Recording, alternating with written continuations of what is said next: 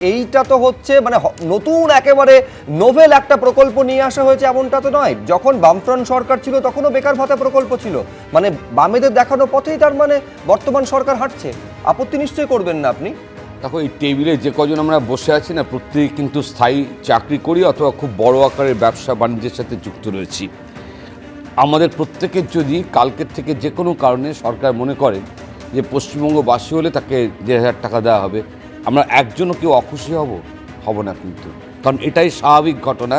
ফলে যে কোনো মানুষ যখন স্টেট পাওয়ারের কাছ থেকে কোনো টাকা পায় তখন তার খুশি হওয়ার কথা, এবং তাকে এই খুশি হওয়াকে কখনো কোনো মানুষ দাঁড়িয়ে, কোনো সুস্থ স্বাভাবিক মানুষ দাঁড়িয়ে তাকে কোনো মানুষের খুশি হওয়াকে কখনো সমালোচনা করতে পারে না, কখনো বিরোধিতা করতে পারে না। সেটা একেবারে একটা অসুস্থ বিকৃত মানসিকতার পরিচয়।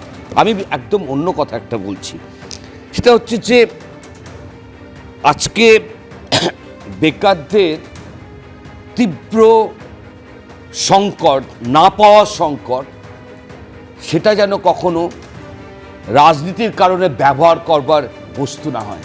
সাময়িক ডিভিডেন্ড দিতে পারে, দীর্ঘকালে কিন্তু সেটা দুর্ভাগ্যজনক। না, বামেদের আমলে বেকার ভাতা দেওয়া হয়েছিল, সেটাও কি তাহলে রাজনীতির কারণে ব্যবহৃত হয়েছিল? আসছি এখানে আজকে বলে না, এই দীর্ঘ 15 বছর, প্রায় 12-14-15 বছর এই সময়কালে নির্দিষ্টভাবে বলছি, হাওড়া এবং শিয়ালদা, মূলত হাওড়া সাউথ সেকশন, সকাল থেকে মধ্যরাত পর্যন্ত যত দূরপাল্লার ট্রেন রাজ্য থেকে বেরোচ্ছে, যে বেকার ভাতার জন্য আজকে বিল দেখা যাচ্ছে, সেই 18 থেকে 22, 16 থেকে 21 মিছিল করছে পিঠে একটা করে ব্যাগ নিয়ে।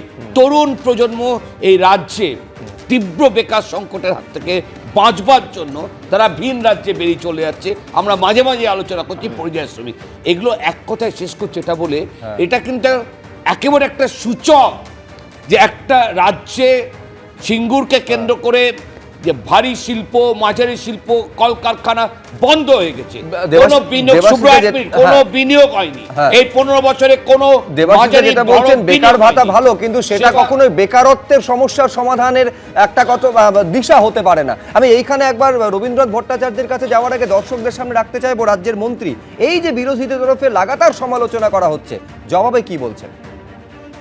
এখানে তো ভাতা হলে চাকরি পাচ্ছে না, তো অন্য জায়গায় ভাতা দেওয়ার জন্য অনুসরণ করে ভোটের আগে বলে, তারপর ভোটের পরে বন্ধ করে দেয়।